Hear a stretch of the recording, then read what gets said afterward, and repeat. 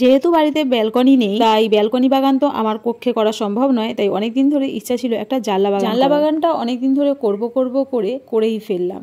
আর এই জানলা বাগানে একটা ওয়াইন চাইমও লাগিয়েছি, যেটা আমার জানলা বাগানকে আরও সুন্দর করে তুলেছে।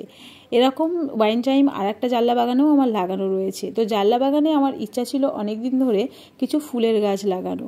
জানলাতে সাধারণত সবাই পাতাবাহারি গাছ লাগায়, কিন্তু আমি চেয়েছিলাম আমার জানলায় একটু ফুলের গাছ হবে। সেই জন্য হাতের কাছে পেয়েছিলাম নয়নতারা ফুলের গাছ, সেই দিয়েই জানলা বাগানটা শুরু করে দিলাম। আর সাথে রয়েছে একটা সিংহোনিয়াম। এই সিংহোনিয়ামটাই আমি প্রথমে এখানে লাগিয়েছিলাম, তারপরে পুরো জানলা বাগানটা ফাঁকা ছিল জানলাটা, সেই জন্য ছাদ থেকে কিছু নয়নতারা এনে এখানে লাগিয়ে দিয়েছিলাম। আর এই পাশেই রয়েছে আমাদের আর একটা ছাদ, এটা আমাদের প্রতিবেশীদের ছাদ।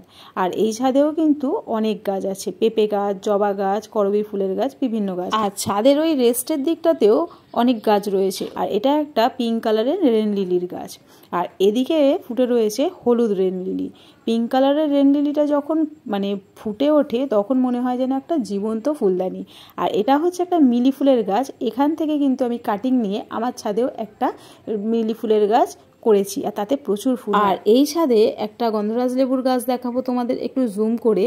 এই গাছটা কিন্তু বীজ থেকে গ্রো করা, আর 1 বছরের মধ্যেই ফল এসছে। আর এবছর কিন্তু প্রচুর ফল ধরেছিল, আর এখনো কিন্তু ফল ধরে রয়েছে। আর এই যে নাকচাপা ফুলের গাছটা রয়েছে, এটা আমার ছাদের গাছের কাটিং থেকেই লাগানো।